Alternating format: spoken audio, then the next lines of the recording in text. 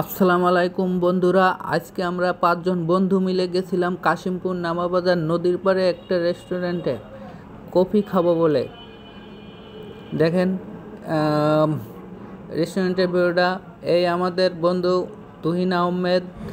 ভিতরে ঢোকার পরে এক কথায় বলা চলে অসাধারণ, ওয়াও, অনেক সুন্দর দেখতে লাগছিল। আমরা হাঁটি হাঁটি পা পা করে ভিতরের দিকে যাচ্ছিলাম।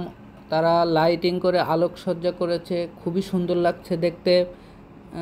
যারা কফি খেতে বা অন্যান্য নাস্তা খেতে বা গার্লফ্রেন্ড নিয়ে ঘুরতে যারা আসতে চান তারা এখানে আসতে পারেন। ছোট ছোট ঘরকারা আছে। মূলত রেস্টুরেন্টটা পানির উপরে খুঁটি দিয়ে বাঁশ খুঁটি দিয়ে সাজানো, বেশিরভাগ কাঠ ও বাঁশের।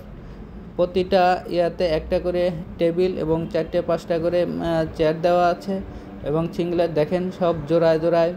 অনেক সুন্দর লাগতেছিল, আমাদের ভিতরটা অনেক ভালো লাগতেছিল। কিন্তু একটা দুঃখের বিষয়, সেটা হচ্ছে লাইটিংয়ের কারণে এবং সন্ধ্যার পরে এখানে খুব পোকা উঠছিল, যার কারণে আমরা অন্য কোনো নাস্তা খাবো বলে বসছিলাম ঠিকই, কিন্তু পোকার বিরক্তিতে আমরা খাবার খেতে পারলাম না। শুধু একটা কফি খেয়ে এখান থেকে আমাদের চলে আসতেছিল। এই আমাদের বন্ধু তুহিন আহমেদ।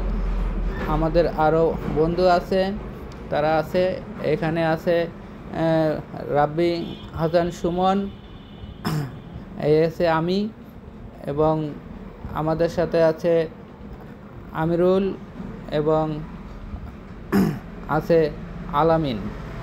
আমরা এখান থেকে শুধু কফি খেয়ে চলে আসলাম।